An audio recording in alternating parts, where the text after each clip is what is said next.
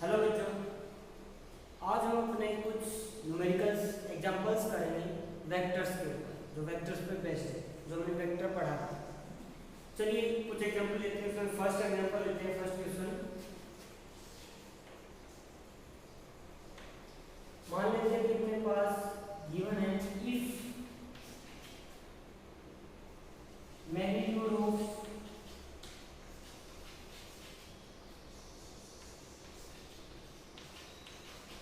sum of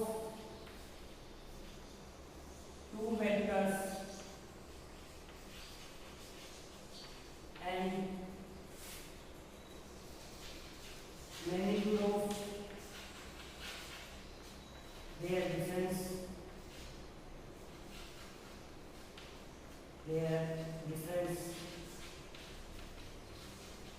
is same. Find angle between them. देखो उसने क्या बोला कि मान लीजिए अपने पास दो वेक्टर है, मैंने मान लिया a and b, a vector and b।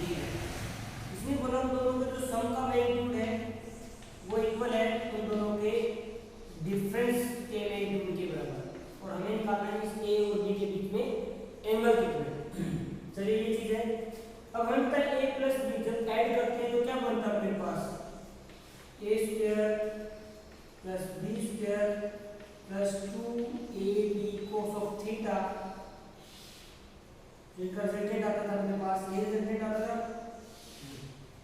Equals to a square plus b square minus 2ab cos theta. ये मैंने पढ़ा। अब दोनों तरफ हमारे स्क्वायर रूट में मेरे पास स्क्वायर रूट दोनों तरफ कैंसिल, इधर क्या बचेगा a square plus b square plus 2ab cos theta equals to a square plus b square minus 2ab cos of theta.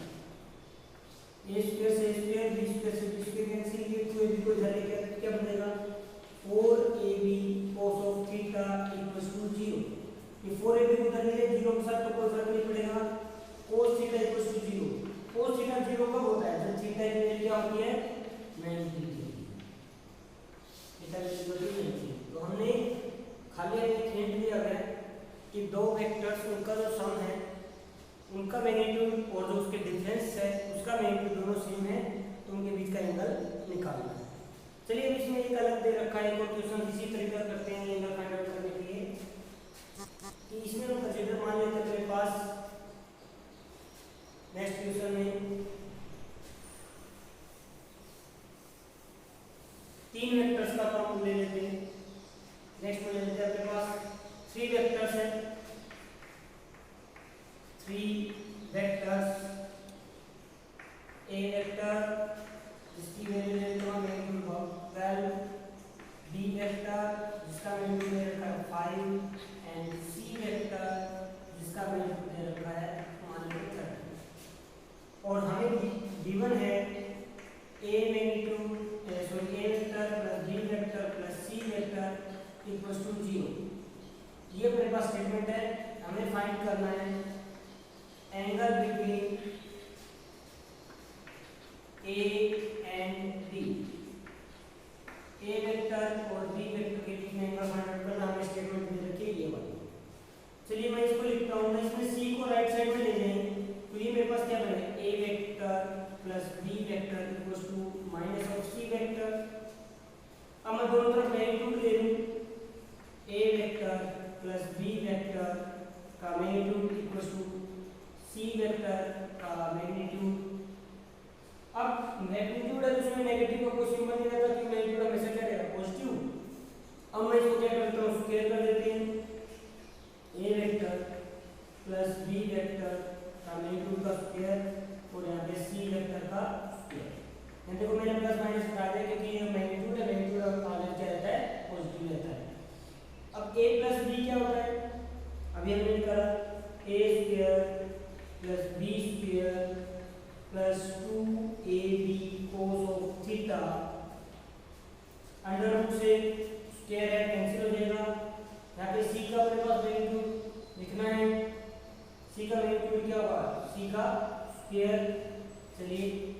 ए की वैल्यू मेरे पास कितनी गिवन है 12 square plus 5 square plus 2 into 12 into 5 into cos of theta equals to 13 का square. ठीक है बच्चों, ये क्या बनेगा 144 प्लस 5 का स्क्वायर कितना बनेगा 25 प्लस ये कितना बन जाएगा अपने पास 120 cos of theta equals to 169।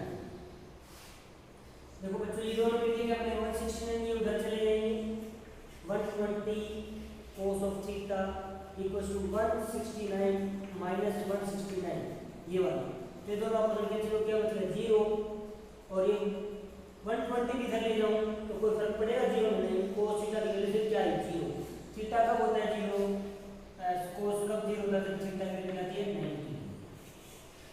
चलिए ये अपने पास एक और अब हमने दो से ज्यादा 3 वेक्टर्स कंसीडर किए और हमने उनके बीच का एंगल निकाला किसी दो वेक्टर्स में अगर हमें कोई कंडीशन गिवन है।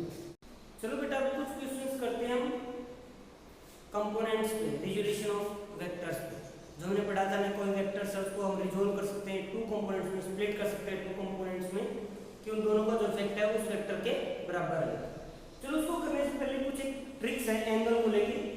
जैसे मैं आपसे पूछूं कि cos 30 डिग्री आप बता दोगे मेरे पास, cos 60 डिग्री बता दोगे, sin 60 बता दोगे, बट कुछ जगह मेरे पास एंगल आ जाता है। जैसे आपको दे दिया एंगल 37 डिग्री या आपको एंगल दे दिया 53 डिग्री, कुछ इस तरह से उसमें आपको एंगल दे दिया। तो क्या करेंगे, तो हमें क्या करना है कि मुझे cos 37 की वैल्यू चाहिए, cos 53 की वैल्यू चाहिए। तो उसको याद रखने का बच्चे एक तो पूरे राइट एंगल ट्रायंगल बनाइए,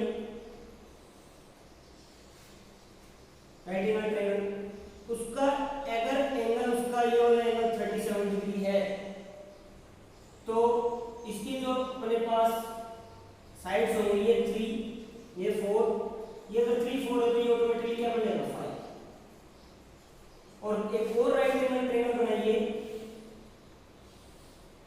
अगर उसका एंगल 53 डिग्री है तो सामने होगा यहाँ पे 4, इधर 3, फिर ये 3 और 4 मिलेंगे, फिर हाइपोटेन्यूज करेगा 5। चलिए उसको याद रखने का तरीका बता रहा हूं कि अगर कोई राइट एंगल ट्रायंगल जिसका एंगल 37 डिग्री है लेकिन छोटा 53 से छोटा है तो 3 4 5 में सबसे छोटा कौन 4, 3 और 4 में से सबसे छोटा कौन 4। तो छोटे एंगल के सामने छोटी वैल्यू लिखी, 4 बेस हो जाएगा और 5 क्या आ रहा है 3 का स्क्वायर प्लस 4 का स्क्वायर और अंडर रूट का वैल्यू क्या थी 5। और अगर एंगल 53 है व्हिच इज ग्रेटर देन 37 बड़ा है तो 3 4 में से जो बड़ी वैल्यू है 4 वो सामने लिखेंगे, परपेंडिकुलर की है 4 लिखेंगे, 3 बेस रहेगा और हाइपोटेन्यूज 5 है। तो बच्चों याद रखना कि ये 37 डिग्री है तो 37 डिग्री वाले ट्रायंगल में जो परपेंडिकुलर है वो 3 होगा, 53 डिग्री है वो अगर उसका कोई राइट एंगल ट्रायंगल बनाया उससे हमने तो उसका परपेंडिकुलर 4 रहेगा। चलिए अब इसमें मैं आपसे पूछूं वैल्यू sin 37 की वैल्यू क्या है, sin ऑफ 37 डिग्री और cos ऑफ 37 डिग्री। sin क्या होता है अपने पास परपेंडिकुलर अपॉन हाइपोटेन्यूज, परपेंडिकुलर कितना 3 हाइपोटेन्यूज 5, ये लीजिए आपको याद नहीं रखनी। sin 37 क्या होता है 3/5। बात आती है cos 37 वो क्या बेस अपॉन हाइपोटेन्यूज 4/5। सेम इसमें अगर हम आपसे पूछें कि sin 53 डिग्री की वैल्यू क्या है, cos 53 डिग्री की वैल्यू क्या है बताइए। sin क्या होता है परपेंडिकुलर अपॉन हाइपोटेन्यूज, ये क्या होता है बेस अपॉन हाइपोटेन्यूज। लीजिए आपको ये सारी वैल्यू याद रखनी, सिर्फ आपको ये ट्रायंगल माइंड में रखनी है कि राइट एंगल ट्रायंगल अगर ट्रायंगल का एंगल 37 है तो उसके सामने 3 लिखना है, अगर ट्रायंगल का एंगल 53 दे रखा है तो उसके सामने 4 और वहां से नहीं देंगे। चलिए इस पे बेस्ड कोई क्वेश्चन करते हैं कि अपने पास एक बोट है, एक बोट गिवन है, इस बोट को 2 थ्रेड के साथ 2 अलग-अलग पॉइंट पे इसको होल्ड कर रखा है, बांधा हुआ है, मान लीजिए दोनों थ्रेड्स हैं और जो थ्रेड है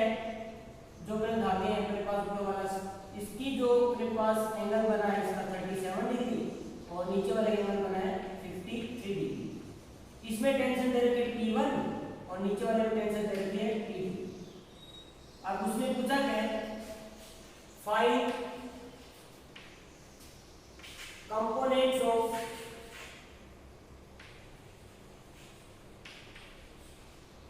tension T1 and T2। Find components of tension T1 and T2। अब निकालिए। अब जो T1 है हमें पता था कोई वेक्टर उसके दो कंपोनेंट होते हैं, दोनों म्यूचुअली परपेंडिकुलर होते हैं। तो जो थीटा होता है उस डायरेक्शन में जो एंगल वो बनता है कंपोनेंट वो होता है cos थीटा, और जो दूसरा कंपोनेंट बनता है 90 डिग्री पे वो बनता है sin थीटा। तो बात करें हम T1 की, तो T1 का देखिए तो थीटा ही है 37 है, तो T1 का एक कंपोनेंट तो बना ही है, कितना T1 cos थीटा कितना दे रहा है 37 डिग्री, और एक बना कंपोनेंट ये जो 90 डिग्री पे से ये बना T1 sin of 37 degree. Same अपने पास अगर T2 की बात करें तो T2 के लिए एक कंपोनेंट तो यही बनेगा, ये वाला इसी डायरेक्शन में, कितना T2 cos 53 डिग्री, क्योंकि जिस साइड थीटा वहां पे क्या है cos, और ये वाला कितना बना, ये वाला अपना कंपोनेंट बनेगा T2 sin ऑफ 53 डिग्री। चलिए T1 के जो कंपोनेंट है वो दो कंपोनेंट हुए, T1 cos 37 degree and T1 sin 37 degree. अब sin 37 और cos 37 की वैल्यू बताइए, अभी निकाली हमने। sin 37 3/5, cos 37 4/5, तो डायरेक्ट वैल्यू तो ये होता है 4/5 T1 और ये होता है 3/5 T1। अगर T2 के कंपोनेंट्स निकाले, T2 के कंपोनेंट्स कौन कौन से थे, T2 sin 37 degree, sorry 53 degree, और एक कंपोनेंट था T2 cos 53 डिग्री। cos 53 और sin 53 की वैल्यू आपको पता है, sin 53 4/5, cos 53 3/5। ठीक है बच्चों, तो ये बचे अपने पास 3/5 T2 और ये 4/5 T2। ठीक, चलो बच्चों अपना कंपोनेंट्स के ऊपर एक और इम्पोर्टेंट टॉपिक करते हैं कि मान लेते हैं अपने पास एक इंक्लाइंड प्लेन गिवन है, एक इंक्लाइंड प्लेन है, ठीक है, ये मैंने रखा थीटा, और यहाँ पे अपने पास एक मास रखा हुआ है m। आपसे पूछे कि find the component of weight along the plane and perpendicular to the plane, यानी कि जिस प्लेन से आ रहा है तो इस प्लेन में इसके कंपोनेंट पूछे, इसका वेट सबसे पहले पूछा कि इसका कंपोनेंट पूछे वेट। वेट क्या होता है बच्चों, mg। किस तरफ लगता है ये, towards the centre of earth, तो ये यहाँ पे जो है इसका वेट लगेगा कहाँ पे, नीचे की तरफ mg। ठीक है बच्चों, तो देखो ये mg हमेशा बिल्कुल टुवर्ड्स द सेंटर रहेगा, बिल्कुल नीचे की तरफ। तो ये एंगल यहाँ पे 90 है, ये थीटा है, ये एंगल कितना है 90 माइनस थीटा। तो जो वेक्टर अपना mg इसकी तरफ लग रहा है अर्थ की तरफ, तो उसके दो कंपोनेंट पूछे along the plane. Along the plane का मान लेता हूं कंपोनेंट ये वाला है, इसको मैंने माना x, और परपेंडिकुलर प्लेन के ये वाला कंपोनेंट है क्या y। तो दो component along the plane x है और परपेंडिकुलर y है। अब देखो x का वाला एंगल कितना है 90 माइनस थीटा, क्या एंगल 90 माइनस थीटा, तो मुझे निकालना है x कंपोनेंट। x कंपोनेंट क्या होगा mg cos of theta, theta कितना 90 minus theta, 90 minus theta. 90 minus theta क्या होगा बेटा, चेंज हो जाएगा वो, cos थीटा क्या बन जाएगा sin थीटा, तो इसकी वैल्यू बन गई मेरे पास mg sin ऑफ थीटा। और y कंपोनेंट परपेंडिकुलर वाला वो क्या होगा mg sin थीटा, थीटा कितना यहाँ पे अपना 90 माइनस थीटा, तो ये क्या हो गया sin 90 माइनस थीटा चेंज हो गया cos थीटा में mg cos थीटा। तो दोनों की दोनों टर्म्स अच्छे से याद रखना कि इंक्लाइंड प्लेन पे जब आते हैं तो उसी प्लेन के पोर्शन में, प्लेन के जो अलोंग द प्लेन जो पाथ आ रहा है उस पे जो अपना कंपोनेंट है वो होता है sin थीटा, और परपेंडिकुलर वाला कंपोनेंट होता है हमेशा cos थीटा। वेट की बात है। चलिए क्वेश्चन करते हैं हम यूनिट वेक्टर के ऊपर। हमें कोई एक वेक्टर गिवन है, मान लेते हैं मेरे पास एक वेक्टर गिवन है ए vector 3i cap plus 4j। आपसे पूछा है find unit vector. Find unit vector किसका, इस वेक्टर की डायरेक्शन के साथ, इस वेक्टर के डायरेक्शन के साथ यूनिट वेक्टर में फाइंड आउट करना। तो यूनिट वेक्टर हमें पता है कि अगर ये वेक्टर है तो इस वेक्टर को कैसे रिप्रेजेंट करते हैं, A vector equals to A vector का मैग्नीट्यूड इनटू इसकी डायरेक्शन। दो चीजें होती हैं, डायरेक्शन कौन शो करता है, यूनिट वेक्टर कैप, जो अपने पास सिंपल लगा होता है। तो यहां से ए कैप की वैल्यू क्या आएगी, ऊपर तो आएगा ये वाला ए वेक्टर, ये नीचे आ जाएगा इसके ए वेक्टर का मैग्नीट्यूड। अब इसका मैग्नीट्यूड क्या होगा बेटा, magnitude of A vector x square plus y square और होल अंडर रूट, क्या बन जाएगा अपने पास 3 का स्क्वायर प्लस 4 का स्क्वायर अंडर रूट। ये क्या बनेगा 9 प्लस 16 अंडर रूट, 9 प्लस 16 कितना होता है 25 रूट और इसका वैल्यू है 5, यानी हमें आगे वैल्यू 5। तो a वेक्टर की वैल्यू कितनी है 3i प्लस 4j, नीचे क्या है आंसर, तो मैं इसको ऐसे लिख दूं 3/5 i cap plus 4/5 j cap. ये लीजिए, ये क्या आ गया आपके पास यूनिट वेक्टर, किसका, इस वेक्टर का यूनिट वेक्टर जो इसी की डायरेक्शन है। चलिए अब बात करते हैं कुछ प्रोडक्ट्स के बारे में, मल्टीप्लिकेशन ऑफ वेक्टर्स के बारे में। हमने मल्टीप्लिकेशन पढ़ा, दो तरह की मल्टीप्लिकेशंस होती है वेक्टर्स में, कौन कौन सी, dot product and cross product, scalar या वेक्टर प्रोडक्ट। तो मान लेते हैं मेरे पास दो वेक्टर गिवन है, एक वेक्टर a एक वेक्टर b। a वेक्टर की वैल्यू है 2i cap plus 3j cap plus 4k cap और इसकी वैल्यू है 4i cap 5j cap plus 2k cap. ठीक है बच्चों, हमें निकालना है a dot b, dot product निकालना है और मैं साथ साथ इसी से फाइंड कर लेंगे नेक्स्ट क्वेश्चन में कि मुझे a क्रॉस b भी निकालना है, वेक्टर्स a b है। ठीक है, तो a डॉट b में हमने पढ़ा था, देखो i को i से मल्टीप्लाई कर दो, i डॉट i क्या होता था 1, j डॉट j क्या होता था 1, k डॉट k क्या होता था 1, i dot j i dot k ये सब क्या होते थे 0, यानी मैं पहले इसको इससे मल्टीप्लाई करूं, ठीक है i डॉट i 1, फिर इसको इससे मल्टीप्लाई करूं तो i डॉट k तो 0 हो जाएगा, फिर इसको इससे मल्टीप्लाई करें i डॉट k ये भी 0 हो गया, फिर इसको करेंगे तो ये 0, इन दोनों में j डॉट j 1 हो गया। तो याद करो ये था अपने पास ax into bx plus ay by plus az bz, ये वैल्यू थी। अभी ax bx ay by क्या है, i क्या शो करता है डायरेक्शन, किस तरफ x एक्सिस की तरफ, y क्या शो करता है डायरेक्शन y एक्सिस की तरफ, k शब्द क्या शो करता है डायरेक्शन z एक्सिस की तरफ। तो इसके साथ जो भी अपने पास वैल्यू होगी वो किसको रिप्रेजेंट करेगी, x वाले कंपोनेंट ax, x तो a है तो ये ax है, ये क्या है bx, j के साथ जो टर्म है वो किसको रिप्रेजेंट करेगी y के कंपोनेंट, ये by और ये bx, सॉरी ये ay ये by, k यानी z वाला कंपोनेंट ये क्या होगा bz ये az। तो डायरेक्ट वैल्यू पुट कर दो, 2 into 4 8, i डॉट i 1, 3 5 जा 15 into j डॉट j 1, लिखने की जरूरत नहीं, 4 2 जा 8, तो इन सबको मैं मल्टीप्लाई करूं तो क्या वैल्यू आएगी, सॉरी ऐड कर दो 31। देखिए 31 क्या है, क्या इसके साथ कोई वेक्टर है क्या, नहीं, कोई डायरेक्शन नहीं, यानी ये क्या है नंबर है, मैग्नीट्यूड है, तो हम कह सकते हैं ये क्या है स्केलर। तो यही तो था कि अगर डॉट प्रोडक्ट करता हूं मैं किसी दो वेक्टर्स का तो रिजल्टेंट हमेशा स्केलर आता, तो इसलिए इसका नाम क्या बोलते थे, स्केलर प्रोडक्ट बोलते हैं।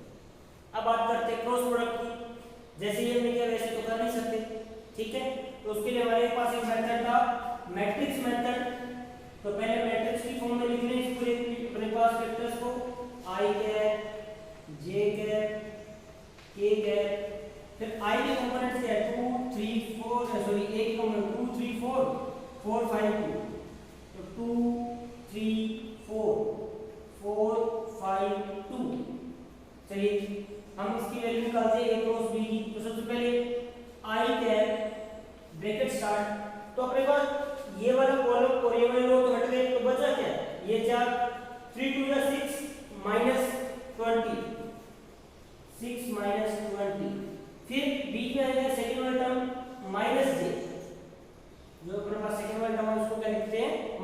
सेकंड को।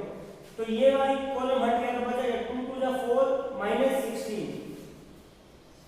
4 माइनस 16, फिर प्लस के कैप ये हट जाएगा, बचेगा 2 5 10 माइनस 12, 10 माइनस 12। तो चलिए आंसर क्या है आपके पास, ये आएगा माइनस 14 आई कैप, ये आएगा अंदर क्या होगा माइनस 12, तो बार माइनस माइनस क्या होगा प्लस, प्लस 12 जे कैप, ये क्या बचेगा माइनस 2 के कैप। ये आंसर आया अपने पास किसका, ए क्रॉस बी, क्रॉस प्रोडक्ट आया दो वेक्टर्स का। तो देखो क्या है वेक्टर है क्या, यस आई जे के तीनों यूनिट वेक्टर्स में गिवन है, इट मींस रिजल्टेंट की भी एक डायरेक्शन है। तो मैं कहूंगा रिजल्टेंट आया वो क्या है, एक वेक्टर क्वांटिटी है, magnitude as well as direction है। तो यही तो हमने पढ़ा था कि क्रॉस प्रोडक्ट को हम वेक्टर प्रोडक्ट कहते हैं, क्योंकि उसका रिजल्टेंट क्या आता है, वेक्टर आता है। ठीक है बच्चों।